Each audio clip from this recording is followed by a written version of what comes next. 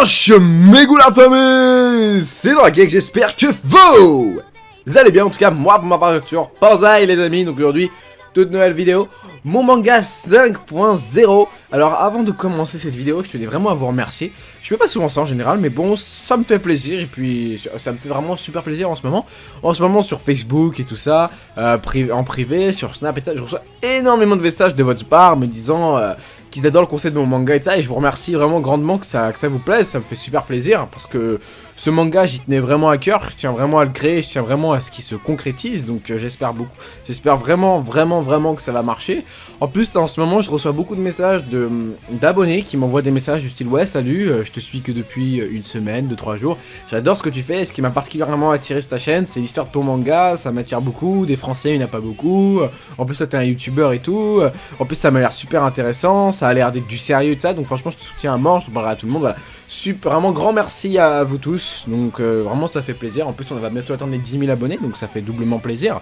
Ça monte plutôt vite en ce moment, donc je suis content, c'est bien, c'est bien.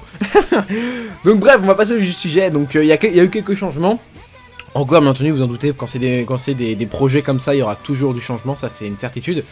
Alors premier changement, prononciation du manga. Alors comme vous le savez, à la base ça s'appelait IQ. Pardon. IQ. Et comme vous le savez, c'est aussi la même prononciation que le manga de volley IQ. Bon, ça ne s'écrit absolument pas du tout de la même manière, mais bon, ça se prononce de la même. Et moi, ça me dérangeait un peu, en fait. Ça me saoulait, personnellement. Parce qu'en fait, quand j'ai écrit et quand j'ai commencé à trouver le nom, j'avais complètement zappé ce détail qu'il y avait un autre manga qui lui ressemblait. Et je savais bien, puisque cette prononciation, elle m'était familière. Tu sais, quand j'ai dit, tiens, I-Q-U, I-K-E, I-K-U, on va arrêter, I-K-U, je me disais... Dès que je me suis dit IQ, je me suis dit c'est bizarre, je suis sûr d'avoir déjà entendu ça quelque part, mais j'y prêtais pas attention, tu vois, je me disais non, ça doit sûrement être dans ma tête. En fait non, donc du coup ça va juste changer maintenant, au lieu de s'appeler IQ, ça va être IQ. Donc moi personnellement je préfère, après voilà, moi je préfère, après vous pouvez l'appeler comme vous voulez, vous pouvez même l'appeler IQ, mais bon c'est de la merde. Entre nous, c'est de la merde. Donc voilà, donc moi personnellement, je l'appellerai toujours Haiku maintenant. À partir d'aujourd'hui, je l'appellerai toujours Haiku. Donc jamais des fois je dis Haiku, c'est parce que j'ai pas encore pris vraiment l'habitude, tu vois, parce que j'en parle pas toutes les 5 minutes, tu vois, j'en parle pas à mes proches, j'en parle à personne quasiment, sauf aux gars qui sont sur internet avec moi. Sinon j'en parle à personne, donc du coup j'ai pas vraiment l'habitude de prononcer ce prénom, tu vois, j'y pense tous les jours, mais je le prononce pas. Donc du coup, il se pourrait des fois que ma langue fourche et que ça dise IQ au lieu de IQ. Bref, donc là, il y a eu de très gros changements et j'en suis navré. Premier changement, j'ai dû arrêter mon association avec mon dessinateur Tom, qui était indonésien. Alors, je vais vous expliquer le pourquoi du comment. Et bien tout bêtement, ce n'est pas lui qui a arrêté, c'est moi. Alors, je vais vous expliquer pourquoi. Quand j'étais au Manga Café, donc du coup, il y avait un mec avec qui j'avais extrêmement confiance. Je savais que c'est pas lui qui allait me balance, donc un jour, je suis allé le voir, j'ai dit écoute gros, faut que je te dise un truc en privé. Ok, je lui dis, je parle de ça, il est super emballé avec moi et tout ça. Donc il me dit, explique-moi dans les moindres détails, je veux tout savoir. Et lui, il connaît des maisons d'édition, il sait comment ça marche si tu préfères, tu vois, il est vieux, il a 25 ans, tu vois. Il sait vraiment comment ça marche les maisons d'édition et tout ça. Donc je lui expose tous mes plans et tout, il me dit, ok. Il me dit, pour l'instant ça me paraît bien. Et je lui ai fait montrer les scans, il me dit, pour l'instant ça me paraît très bien, mais il y a un seul problème. Je fais quoi? Il me fait ton dessinateur. À ce moment-là, tu sais... Je suis brisé un peu, je suis en mode oh putain non, tout sauf lui, tu vois, je m'attendais à ce qu'il me dise non, ça va pas, mais pas le dessinateur quoi. En plus c'était trop bien quoi. Et je lui dis pourquoi? Il me fait parce que le mec il est pas français, ça marchera jamais. Il me fait, regarde, vous aussi, imaginez-vous à la place d'une maison d'édition, on va dire comme Pika ou Ankama, vous êtes des grosses maisons d'édition, vous avez du chiffre, vous avez un petit gars comme ça random qui a même pas 18 piges qui vient vous voir avec un manga et qui vous dit on va dire pour vous attirer qu'il a des fans. Bien entendu ça je serais obligé de le dire si je veux pouvoir avoir le maximum de chances possible de pouvoir l'éditer. Donc on va dire, imaginons j'arrondis parce que d'ici à ce que le manga se fasse et de ça, on va dire je suis à 10 000. Je dis oui bonjour machin, j'ai 10 000 abonnés, donc voilà, il pourrait y avoir plus de chances de vendre qu'un inconnu, forcément, c'est de la logique. Donc du coup, le mec il est intéressé, tu vois, moi je suis à la maison d'édition, je veux dire, lui il peut me faire apporter du bif. La maison d'édition, tout ce qu'elle voit c'est l'argent, elle ne voit rien d'autre, elle s'en fout de ton manga, jamais il est bien pour elle ou pas, elle voit que le bif. Bon après, peut-être qu'après le patron après pourrait se dire en même temps j'ai une maison d'histoire donc ça m'en va encore plus, mais bon, la première chose qu'il voit c'est le bif. Donc direct il va faire putain, ce mec il va me faire apporter de l'oseille sa mère, il faut que je le prenne. Il va me voir, il va dire ok, tu fais quoi toi? Je vais faire je suis scénariste, il va me faire ok ton équipe, je vais dire machin, dessinateur c'est pas moi. Il va me faire ok, présente-le moi, je vais dire je peux pas, il me fait pourquoi, je dis il vit en Inde. Il va me faire quoi? Il va me faire, mais casse-toi. Imagine-le lui à sa place, tu vois. Les contrats, on n'est même pas sûr. Il m'avait dit, les contrats ne passent pas dans d'autres pays, tu vois. Et puis même Gémopierre, il passerait dans d'autres pays. Il faudrait que eux, ils payent le voyage pour qu'ils puissent venir. Et je connais très bien Tom. Il voudra pas vivre en France, quoi. C'est pas possible, tu vois. Il y a toute la famille là-bas et tout, tu vois. C'est un gros risque, tu vois. Imaginons que ça marche pas. Il se trouve coincé en France, tu vois, le gars. Après, la maison d'édition, après, elle le laisse se démerder. Tu vois, il dit, c'est bon, on est plus en contrat avec vous, on va te faire foutre, quoi. Donc voilà. Déjà, en plus, il faut qu'il vienne en France. De deux, il y a plusieurs bémols avec Tom. Premier bémol, j'étais dépendant d'une personne et ça m'énervait. J'étais dépendant d'une traductrice et ça me saoulait. Pourquoi ça me saoulait? Parce que tout bêtement, si elle n'était pas disponible, moi j'étais dans la merde, tu vois. Si elle était pas là, ou si elle tout bêtement elle prenait trop son temps, ou ce genre de conneries, tu vois, je ne pouvais pas faire avancer les choses. Et ça me saoulait, tu vois. Ça me saoulait beaucoup. Et quand elle était là, si moi par exemple je suis pas là, voilà, c'est niqué, tu vois. En clair, moi et Tom, on passe par un interlocuteur. Jamais cet interlocuteur n'est pas là, on est tous les deux niqués. Je ne sais pas parler anglais, je vais pas parler avec Google Traduction, s'il te plaît, ma gueule. J'ai pas non plus envie d'avoir l'air d'un triso, quoi. T'as compris? Donc voilà. Du coup, devoir passer par l'intermédiaire d'une autre personne, ça me saoulait grandement. Ça m'énervait. En fait, ça m'énerve parce que je peux pas diriger ça, tu vois, c'est pas possible, tu vois. Sa vie, tu vois, c'est de la logique. Et ça m'énervait beaucoup. Et de deux, je pouvais pas dire de détails. Par exemple, en anglais, tu vois, je vais pas par exemple pouvoir lui parler comme je parle en français, toi par exemple, à un français.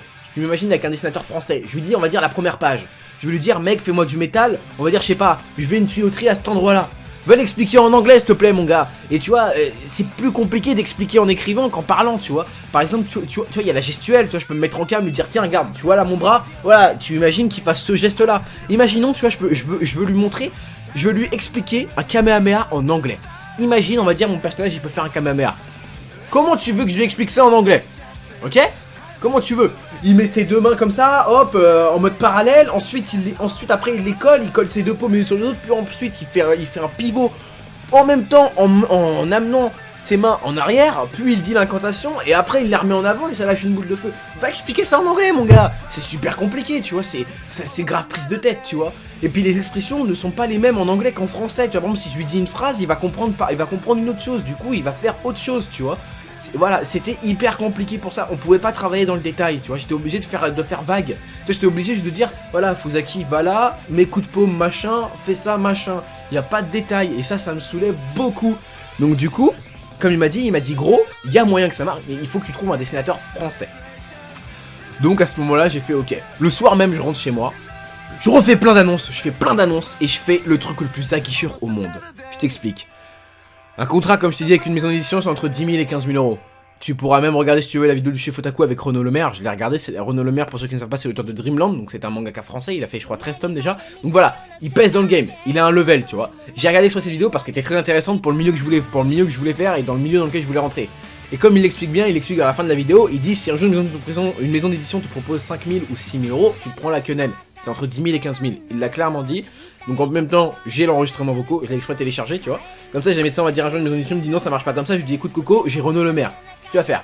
La maison d'édition va fermer sa gueule, elle va faire ok, c'est bon, tu nous as eu, on te passe le bifton, tu vois. Voilà. Et puis, tu sais, il y a beaucoup de gens qui m'ont dit ouais, je trouve ça un peu beaucoup pour le métier que vous faites. Mais écoute bien ça, gros. Écoute bien. Tu imagines qu'on est des mangaka, ok? Donc là, je peux m'attribuer, je peux commencer à me donner le titre à peu près de mangaka parce que là, je commence vraiment à travailler comme un mangaka. On va dire, je suis un mangaka, ok? Je n'ai pas d'autre travail à part ça. Je vis tout seul, je suis dans un appartement, 10 000 euros et j'ai un délai de 8 mois. Bon, en général, les mangas français, c'est 8 mois de délai. C'est pas un mois, on n'est pas des machines, nous les Français. On n'est pas comme les Japonais à travailler, à dormir 80 la nuit, c'est pas possible, tu le sais très bien. Donc voilà, on nous a donné un délai de 8 mois pour faire chaque tome. En 8 mois, faut bien que je vive. Imagine déjà qu'avec un SMIC, donc c'est-à-dire 1200 euros, tu as du mal à survivre un mois. 10 000 euros, quand tu regardes, c'est pas énorme pour vivre 8 mois, hein. C'est pas vraiment beaucoup. Pas du tout même. C'est limite le strict minimum. C'est sûr que le premier mois tu vas te laisser aller, allez hop, McDo, Quick, KFC, allez hop, vas-y je m'achète ça. Tu vas te laisser aller, mais quand tu vas être après au 8ème mois ou au 7ème, 6ème, tu vas te rendre compte à quel point ça va être serré, tu vas devoir manger du riz toute la journée mon gars et des pâtes. Tu vas rien manger d'autre, tu vois. Donc c'est pas si élevé que ça. Après quand t'es dans ma situation, quand tu vis chez tes parents, là c'est une très bonne. Là tu te mets vraiment très bien là. Tu te mets vraiment très bien. Et en plus on va dire, même j'aime au pire t'es dans ton appartement, quand t'as des locataires, quand t'es avec un locataire et tout ça, enfin quand t'es locataire, qu'est-ce que je raconte moi? Je dirais, je suis un peu malade aujourd'hui. Quand tu es en colocation avec plusieurs personnes, les revenus du mois sont beaucoup moins chers. T'as beaucoup moins payé, ou même quand t'es avec ta femme, t'as moins payé, vous partagez tout ça à deux, donc ça fait mieux, c'est sûr que c'est mieux. Mais quand tu es tout seul, c'est un peu la merde, je te le cache pas. Donc voilà, Et donc en là je me suis mis à chercher des mangaka français en disant cette annonce, voilà, cherche dessinateur pour contrat de 10 000, entre 10 000 et 15 000 euros. Il fallait vraiment que j'attire le plus de monde possible dans un délai très court, malheureusement. Et j'en ai attiré quelques-uns, une bonne dizaine déjà, facile, qui étaient bien pour moi. Donc je leur fais passer des tests et tout ça. Il y en a, là au total, il y en a 3 que j'ai retenu. 3. Il y en a un qui m'a fait un superbe scan qui ressemble énormément au premier. Donc je pense que ça va sûrement être lui. Après il y en a un deuxième là qui est hyper emballé, j'attends d'avoir ses scans. Ensuite il y en a une autre, je pense qu'elle va plutôt passer du côté coloriste que du côté dessinateur. Parce que c'est dessinateur, elle est encore débutante, mais coloriste apparemment elle est très forte, j'aurai son scan. J'aurai exactement mon scan, donc le premier scan de IQ aujourd'hui normalement. Donc je ferai passer tout ça sur Facebook et tout ça, il n'y a pas de problème en ce moment. En plus je suis un peu inactif sur Facebook et il est temps que je reprenne. Donc voilà, donc en clair, voilà, c'était un peu la merde, mais du coup ne vous étonnez pas si les premières pages ne sont pas les mêmes que celles que vous avez vues, ne sont pas aussi belles et ne sont pas aussi nettes malheureusement. Je ne peux pas faire mieux, je n'ai pas le choix. Donc du coup, soit le style va être différent, ou soit les dessins vont être moins bons. Mais je suis obligé de m'y faire. Et puis comme on dit, c'est avec l'expérience qu'on gagne. Donc plus il va dessiner et plus il va devenir mieux. Donc peut-être que le premier tome ne sera pas un franc succès au niveau du dessin, mais le deuxième sera déjà largement mieux, le troisième encore mieux, le quatrième encore mieux. Voilà, ça va faire qu'augmenter et ça sera de mieux en mieux à chaque tome. Donc c'est juste ça le seul bémol dans l'histoire. Ça me saoule un peu parce que je veux vraiment que Fusaki ait cette tête. Je lui ai attribué cette tête là, je veux qu'il reste avec cette gueule là. Je veux pas qu'il ait une tête déformée ou qu'il ressemble pas trop, tu vois. Voilà, je vais tout faire mon possible pour qu'il soit exactement comme on l'a vu dans les scans parce que je le kiffe vraiment comme ça. Et puis c'est à peu près tout. Voilà, donc je pense que ce manga 5.0 va être assez court, il va pas être très long. Au passage, je pense, je ne suis pas sûr, sur FB, là maintenant, quand la vidéo sortira, il y a les... Je vous ai montré que les 5 premiers scans, il y a les 5 nouveaux qui sont sortis par tome. Au début, je voulais pas trop les montrer parce que je me disais, ils vont pas être officiels. Ce ne sont pas des dessins officiels, maintenant, tous ceux que vous allez voir. Je vais vous montrer les dessins officiels quand je le dirai, tout bêtement. Pour l'instant, j'en ai pas encore reçu, je suis pas encore d'office avec un mangaka. Puis aussi, l'avantage aussi que j'ai oublié de vous dire avec un mangaka français, c'est qu'ils me font les 15 premières gratuites. Et j'ai besoin que des 15 premières pour les envoyer aux maisons d'édition. Tu vois, j'ai réussi à m'arranger avec tout cela. Je leur ai tous parlé au téléphone longtemps pour tout leur expliquer dans les moindres détails pour qu'ils soient le plus emballés possible. Voilà, je leur ai dit, voilà, je suis un youtubeur. J'en ai déjà parlé à des gens. On a déjà un public pour le manga. Donc, il peut déjà y avoir une bonne entrée dès le début. Donc, une chance après d'avoir directement le deuxième tome, de signer un contrat après pour le troisième, le quatrième, enfin bref. Voilà. Du coup, enfin bref, j'ai réussi à les emballer. Et j'ai réussi, bien entendu aussi, ça c'était aussi marqué dans mes conditions de recrutage. Il fallait les 15 premières pages gratuites pour pouvoir les envoyer à une maison d'édition et pour qu'eux, après, ils décident si oui ou non ils décident de nous prendre, et jamais ils nous prennent pas, bah écoute, moi j'aurais pas perdu d'argent, on aura juste perdu du temps, et puis voilà quoi. Donc après il faut espérer que ça marche, faut vraiment espérer beaucoup, donc plus j'ai de fans et plus il y a de chances que ça marche, donc pour l'instant c'est bien, ça augmente bien, donc ça c'est cool, c'est assez cool, en plus j'ai une vidéo qui a fait 100 000 vues, donc voilà, c'est pas mal, tu vois, pour un youtubeur de 8000 abonnés, faire 100 000 vues sur une vidéo, c'est plutôt pas mal, donc voilà. C'est à peu près tout, donc là comme je vous ai dit, si vous voulez voir les 5 autres pages, allez voir sur mon Facebook, normalement ils y seront, j'aurais mis les 5 pages, et puis voilà, c'est à peu près tout, ce manga 5.0 est assez court, donc là j'espère grandement que ça va réussir, que je vais trouver un bon dessinateur français, je l'espère vraiment. Puis voilà les amis, donc c'était la fin de cette vidéo, donc c'est Drakex, je vous kiss, je vous love, portez-vous bien, portez vos couilles, allez peace les gens.